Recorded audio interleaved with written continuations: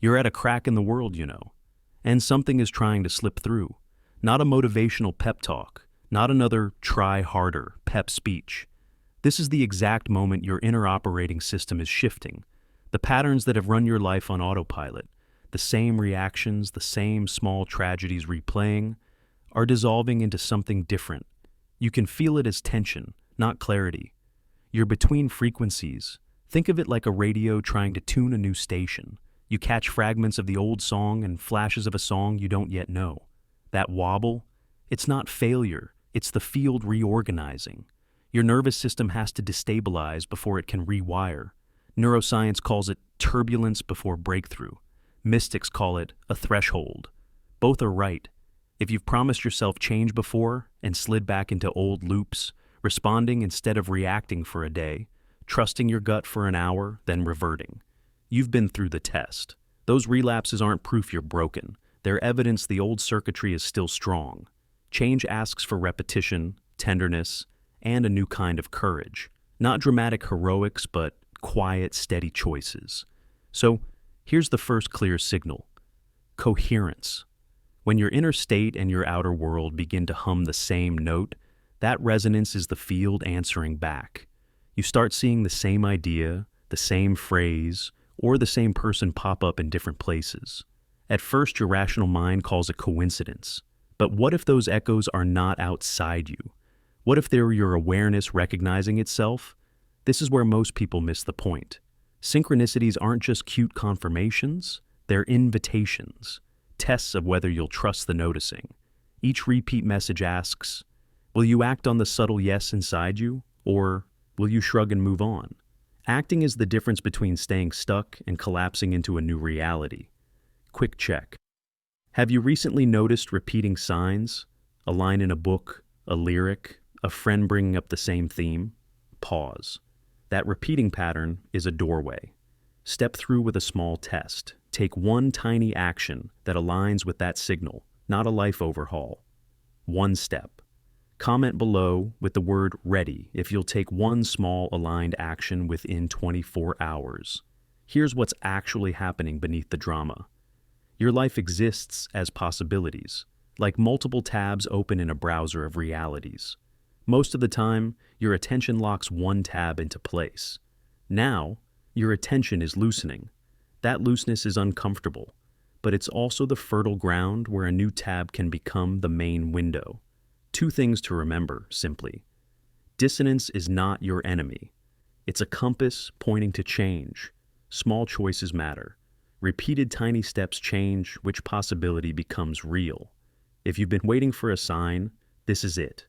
If you're halfway tempted to explain this away as stress, know that busying yourself will only reroute the invitation. The universe, or call it consciousness, doesn't stop knocking. It simply sends the same lesson in new packaging until you respond. So, breathe. Notice the tension. Name one repeating message you keep seeing. Do one small aligned step. That single micro choice starts to rearrange your field. If that landed for you, tap the like.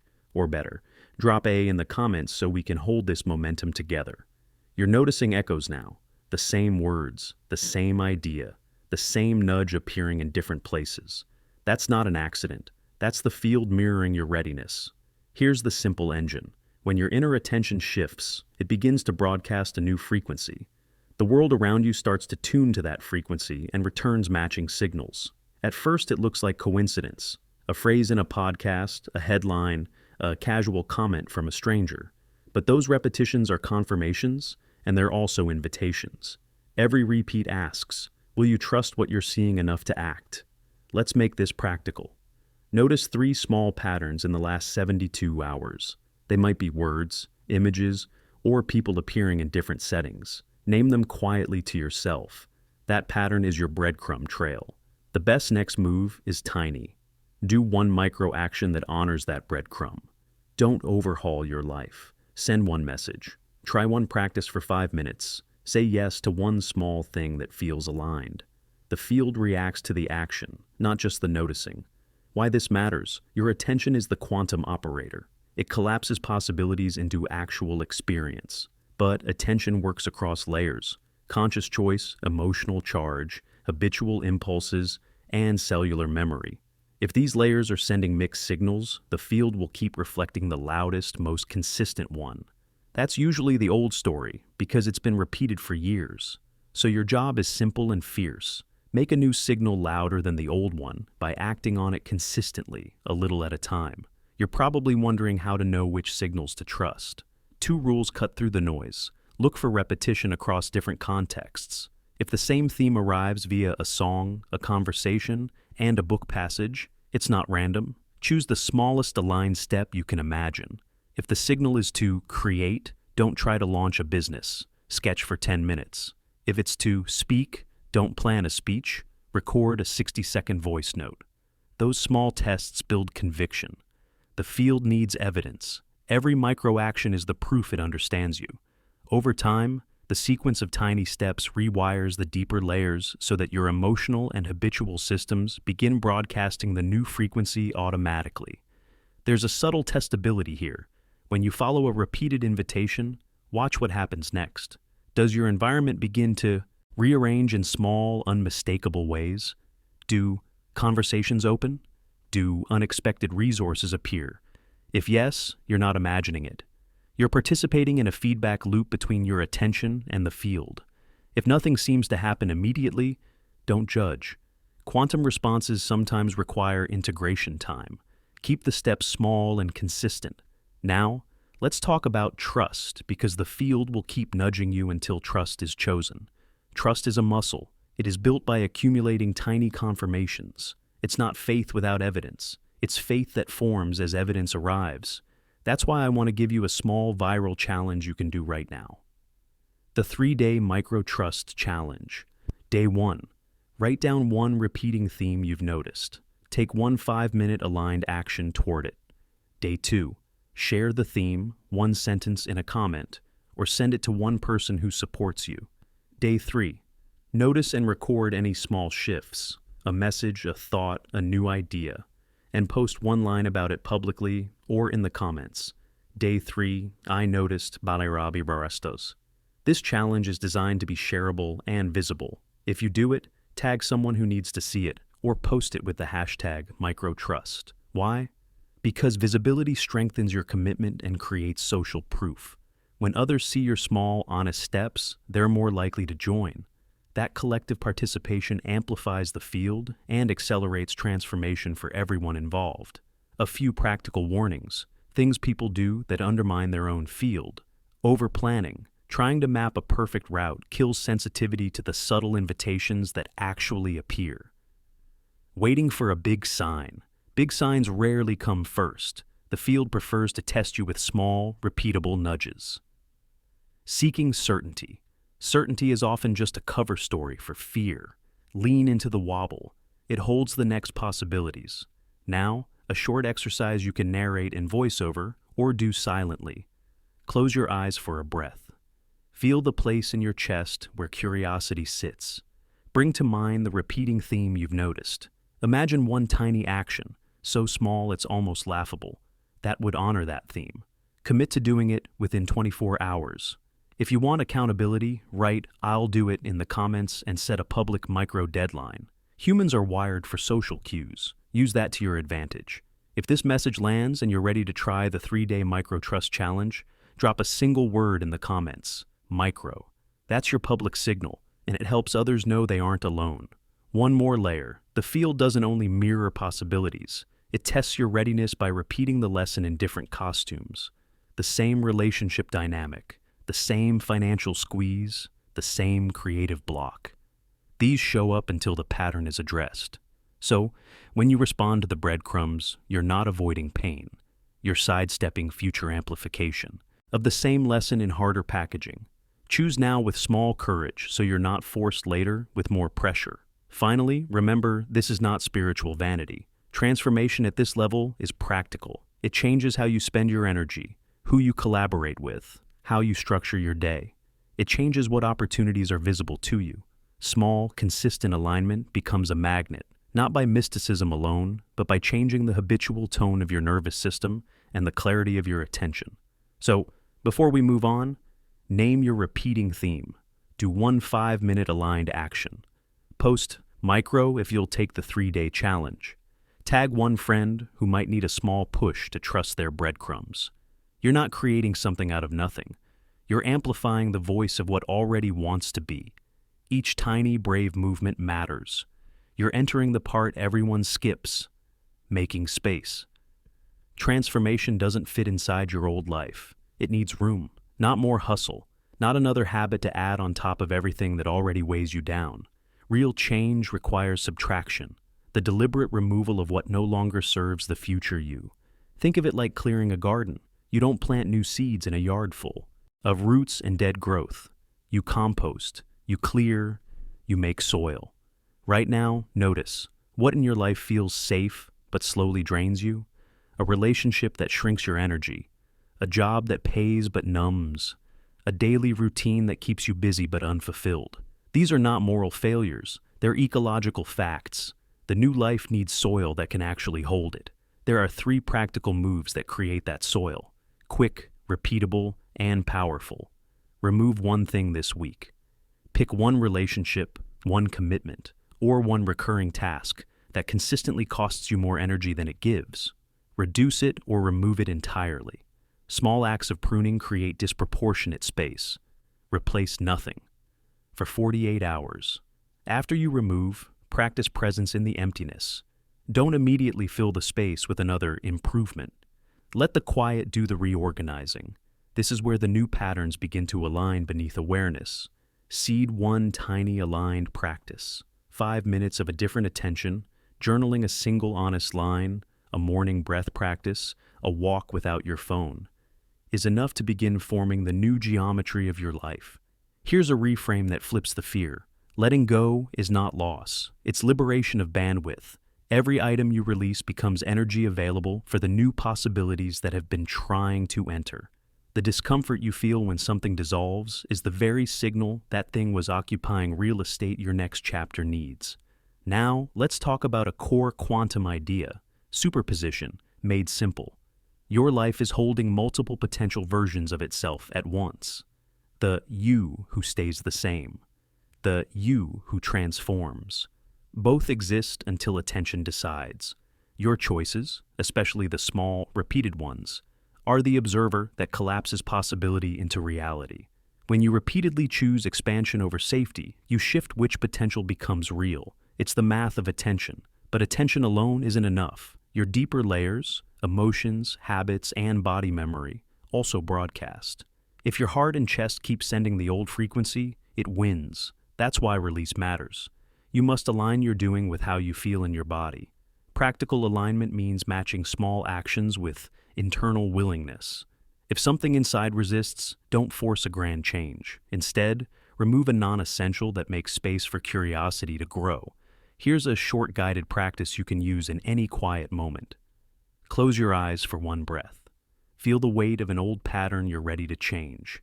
Name it aloud in one phrase. I'm done with geleid. Aspas. Imagine loosening your grip on it. Feel your hands opening.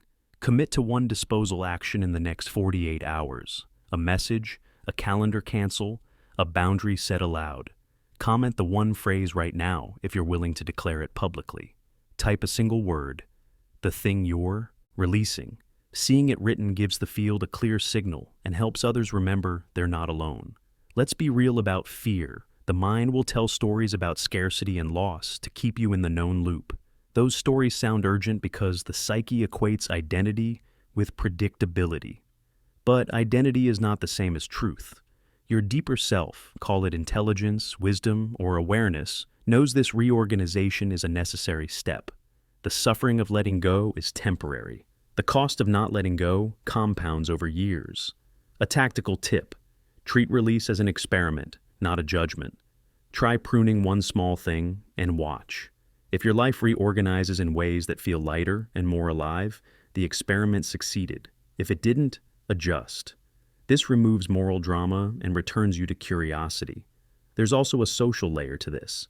People around you are entangled with your patterns. As your configuration shifts, some relationships will deepen. Others will naturally fall away. This is not personal failure, it's ecological alignment. The people who resonate with your new frequency will show up differently. The ones who don't will drift. That's part of the natural clearing process. One more powerful move. Speak your release aloud to someone who will hold it without trying to fix you. Saying it to another person externalizes the change and creates social accountability. If you don't have a close witness, post the one-word release in the comments or send it to a trusted friend with the sentence, "I'm clearing this to make space for Dabawi Xaro." We create reality together. Signals amplified by community rearrange faster. Quick viral prompt. Share a before and after snapshot of what you prune.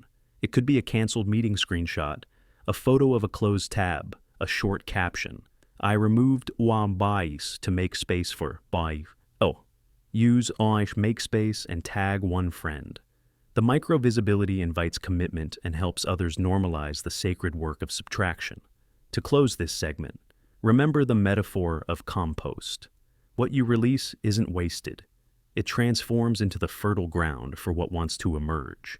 Each time you let go, you're not losing identity.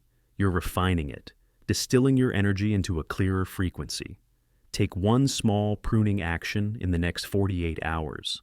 Post the single word you're releasing. If you want support, write "hold" and someone here will witness it. Your small act of release is not solitary. It's an offering to the field of possibility. Now, we move into the skill that actually changes outcomes. Learning to watch your experience without automatically fueling it.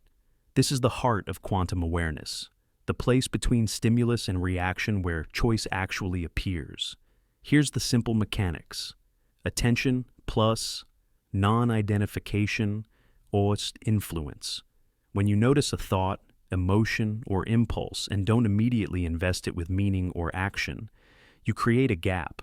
That gap is the only place new possibilities can enter. Without it, your life is replaying the same conditioned loop because you keep feeding the same signal. With it, you interrupt the loop and invite a different collapse.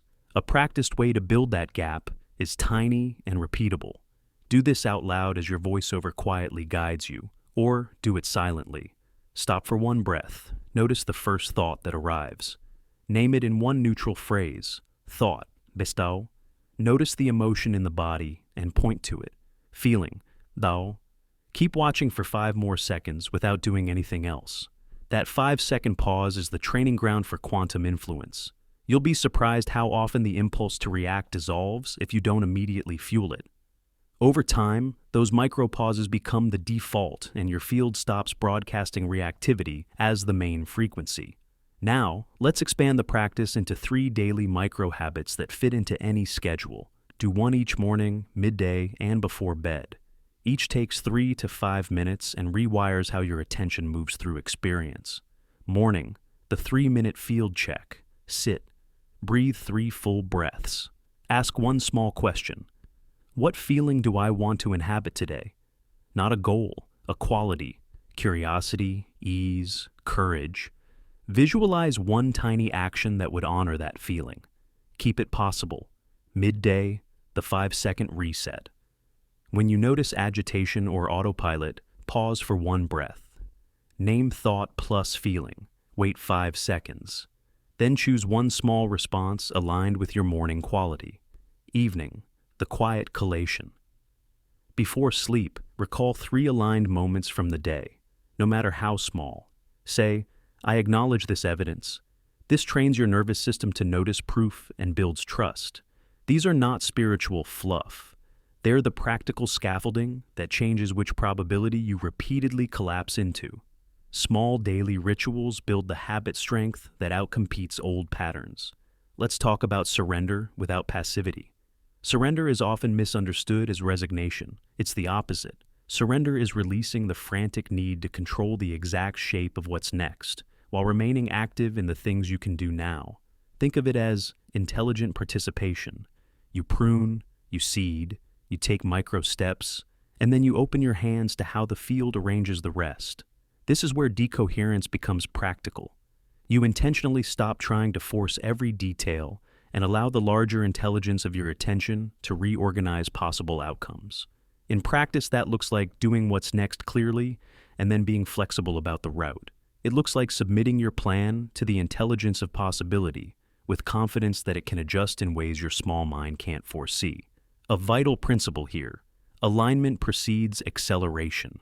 When your actions, emotions, and thoughts all point in roughly the same direction, even faintly, things move. When they're divided, nothing shifts. That's why the inner work matters so much. Willpower without alignment is a short, noisy sprint. Alignment with small, steady signals is a slow-building force that becomes unstoppable. Now for an engagement piece that builds habit and community. At once use it, share it, and tag someone who refuses to skip the inner work. The 7-Day Alignment Tracker. Day 1. Pick one quality: curiosity, ease, courage. Journal one sentence about it. Day 2. Morning Field. Name one tiny action. Day 3. 5-second reset practice 3 times during the day. Day 4. Share a one-line update publicly. Day 4. I chose day 5. Remove one small thing draining you for 48 hours. Day 6. Notice and record one synchronicity, a repeated word, person, or idea. Day 7. Post one honest line about what shifted and tag one friend. This tracker is intentionally social. Transformation accelerates when you pair private practice with public accountability. It's also viral because it's simple, visible, and repeatable. Everything people can share easily in a story or a post. A practical story to keep this grounded. Imagine someone who longed to write but kept telling themselves they weren't creative. They did the 7-Day Alignment Tracker with the quality curiosity. Day 2, set a 5-minute timer and wrote one paragraph. Day 4, posted the sentence and a friend replied with a collaboration offer. By day 7, what felt like a private itch had turned into a small project and new rhythm. The field rearranged because attention met action, met witness. Remember, change usually arrives as a cluster of small confirmations, not one epic reveal. Your task is to notice the confirmations and let them build trust. Keep a tiny evidence notebook, a note on your phone, where you jot any repeat signs, odd coincidences, or small shifts. Reviewing it weekly strengthens your sense that the field is cooperating. Finally, a short prompt for the comments that invites both vulnerability and virality. Write one word that names the quality you'll choose this week. One word only. Make it visible. It's a tiny signal that amplifies your commitment and helps others resonate with you. You are learning to be a different kind of observer, one who doesn't just notice the world, but helps decide which parts of possibility become real. Keep practicing the gap. Keep making small offerings of aligned action. The field hears persistence more clearly than grand declarations. You're now entering the way your shift moves through other lives, the entanglement zone. When you change, it doesn't happen in isolation. The people, jobs, patterns, and places you've been connected to are literally entangled with your field. Shift one node and the whole web responds. That's why inner work often produces outer rearrangement. Not because you forced outcomes, but because you altered the signal the network had been using to organize itself around you. Think of it like tuning an antenna. When the antenna signal changes, the devices on the network begin to receive different instructions. Some devices will update smoothly, others will glitch. Some will disconnect entirely. This is normal. It's not punishment. It's simply reconfiguration. Relationships that were perfect for the old frequency will either deepen into new forms that match your rise, or naturally fade because they no longer vibrate with your clearer signal. There are 3 real-world signs you're entangling differently. People shift roles naturally. Some step closer, some step away. Opportunities reframe, new doors open that feel easier and truer. Practical logistics rearrange. Finances, schedules, or locations change without frantic forcing. When this happens, move with curiosity rather than drama. Ask, is this more aligned with who I'm becoming? If yes, steward it. If no, let it go without moralizing the past. Remember, entanglement isn't about right or wrong. It's about resonance. Now, let's talk about living from your essential nature, the quiet center that's been here this whole time beneath the stories. Most of us navigate as if the loudest voice in our head defines reality. The essential nature is the silent witness that sees the stories as passing clouds. When you begin to identify with that observer instead of the narratives, life becomes less reactive and more creative. Here's how it shows up. Decisions become simpler. You no longer have to prove anything. You move from a place of contribution instead of compensation. You feel steady in the eye of storms. The external rewards may or may not change, but your experience of them does. They feel less like validation and more like expression. A short practice to access that center. Sit for 2 breaths and ask, what wants to be expressed through me now? Listen with body attention, not the thinking mind. Take the smallest possible step that answers the call. That smallest step is the litmus test. If it feels like obligation, it's not coming from essence. If it feels like curiosity or ease, it probably is. Do more of that. There's an important paradox worth stating. Becoming who you are requires letting go of who you think you should be. The roles and labels are useful tools, but dangerous identities. They calcify the field. The invitation is to use roles as instruments without mistaking them for the whole orchestra. Release the need to be the X person and start exploring what wants to be expressed through you beyond that label. Now, a practical bridge between inner shift and outer results. The concept of decoherence. When you release old patterns, the field temporarily loses coherence. That's the wobble you feel. But here's the actionable part. You can use decoherence as a creative instrument rather than a crisis. After pruning, don't rush to rebuild a precise structure. Instead, hold an intention and allow the field to reorganize in its own intelligence. Your job is deliberate attention and small aligned action, not micromanaging the choreography. To reinforce this, here's a quick ritual you can do after you prune or commit to a new micro step. State the intention in 1 sentence. I am opening to just am skol. Breathe 3 full breaths and feel the word in your body. Release the outcome, verbally or inwardly, and return to your day. This creates a container, intention, pause, bodily felt, sense. Pause, release. It signals to the field that you're both serious and flexible. Seriousness supplies clarity. Flexibility allows intelligence to operate. Now, I'll introduce a concept that will become central to what follows. The idea of master frequencies. These are not steps to check off. They are tonal qualities that move consciousness from reactive transmission into coherent field expression. I'll name them briefly so you can become familiar. Presence, receptivity, courage, clarity, surrender, discrimination, compassion, creativity, and stewardship. Each one tunes a different aspect of your nervous system and attention, and together they form the scaffolding for lasting change. You don't need to master them all at once. Notice which one calls to you now. Which feels like the missing note? Start there. For example, if presence feels thin, prioritize micro pauses and breath work. If receptivity is weak, practice small acts of yes, listening without planning answers. If courage is scarce, take 1 visible, honest action that scares you slightly. A practical prompt for virality and real practice. Pick the 1 frequency that most needs attention for you today and drop a single word in the comments naming it. No essay. 1 word. Then take 1 aligned micro action and post a screenshot or a 1-line update within 48 hours. What you did and 1 tiny effect you noticed. Use the master frequencies so others can find and amplify your witness. This simple exchange creates a ripple. Your small action becomes social proof, which then becomes field pressure to keep choosing differently. Before we move on, a few realistic cautions. Progress is rarely linear. You will loop. Integration takes time and curiosity. When you spiral back to familiar patterns, treat it as data, not failure. Ask, what did I miss? What needs softer tenderness? Which frequency needs reinforcement? This humble inquiry keeps you moving forward without self-condemnation. To close this segment, transformation is not about escaping human vulnerability. It's about gaining skill at using your vulnerability as a doorway. The field responds to clarity, consistency, and compassionate curiosity. Be the observer who acts from essence. Be the presence who prunes with care. Be the antenna that recalibrates slowly and persistently. Drop 1 word, the frequency you'll work on, and take 1 tiny aligned action within 48 hours. Share the result. We'll watch how the field answers. Now we go direct, the 9 master frequencies. Think of these as tonal settings for your attention.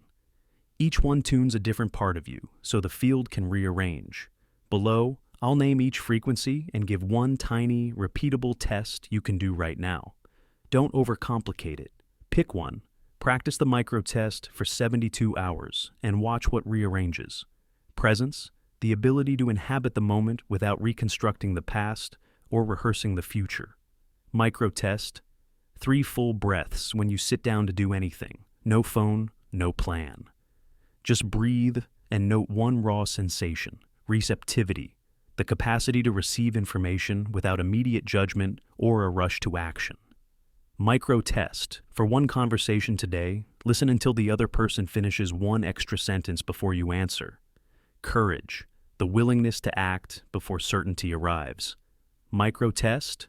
Say one true thing aloud that's slightly scary but honest.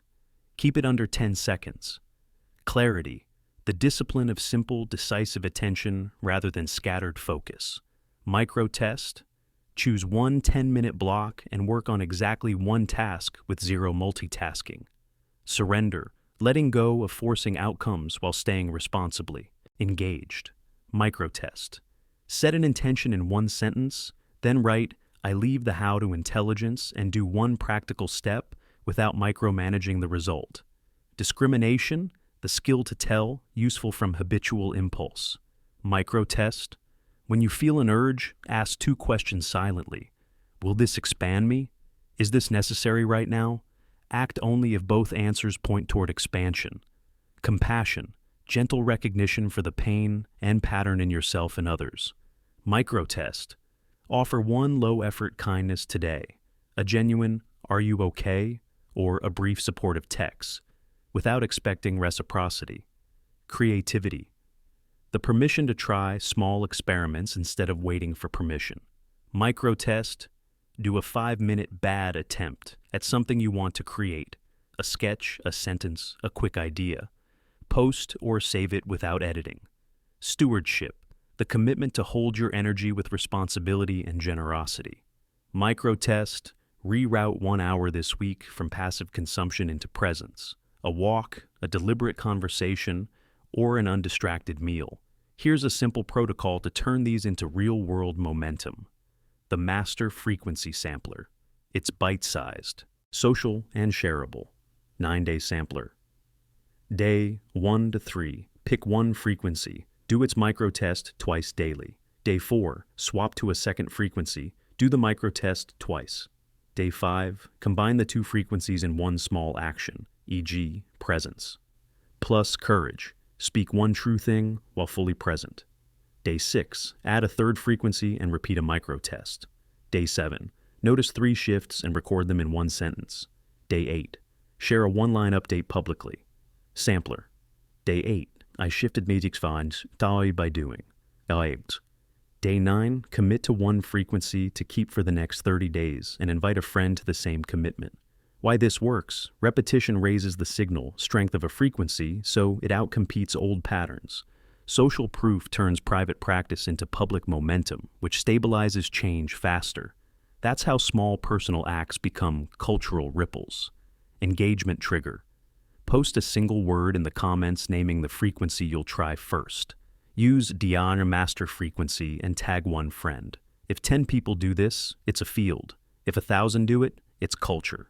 Small visible acts compound. A short reframing. Master frequencies are not more work. They're better wiring. Each microtest rewires a muscle, your attention. Over time, those micro repetitions change the emotional charge and habitual tone that have been steering your life. Now, the commitment piece, the quantum declaration. This is both practical and symbolic. Type the phrase below exactly as it is into the comments. Feel it in your chest and mean it. This is how you signal the field in a language that matters. Words plus social witness. I am ready to release what no longer serves my highest evolution. Say it, feel it, then write it. That declaration does 2 things. It clarifies your attention, and it creates a public tether to hold you accountable. If you want to increase the intensity, add the 1-word frequency you're committing to at the end. Example: I am ready to release what no longer serves my highest evolution. Presence. A few practical rules from years of iteration. Keep the tests tiny. Big gestures are seductive but unstable. Make them visible. Small public signals multiply your stamina. Track tiny evidence. A simple notes app called Proof will do. Cycle frequencies. Mastery is cyclical, not linear. Now, a reality check. You will loop. You will wobble. That's expected. When you do, return to the smallest practice you can imagine. The field responds more reliably to consistency than to drama. 10 days of tiny practice beats a weekend of intensity followed by silence. Finally, a compact viral idea you can run right now. Start a master frequency pair story. Pick a partner, friend, follower, or co-creator. Choose 2 frequencies and post a 15-second video or story showing what you did and what shifted. Tag each other and this channel. Use Dominator Master Frequency and challenge 3 people to do the same. Social spread, like, this turns private practice into public culture. If this resonated, type the single word you're choosing and the phrase declared after it. Example, presence declared. That's your public note to the field and to yourself. Then do the micro test within 24 hours. We're building the muscles of attention that decide which version of reality becomes real. Tiny disciplined signals, visible social stitches, repeated practice. That's the engine of quantum transformation. Now we move into integration, the quiet, underrated labor that turns spikes of insight into steady way of being. Breakthroughs feel dramatic. Integration is patient work.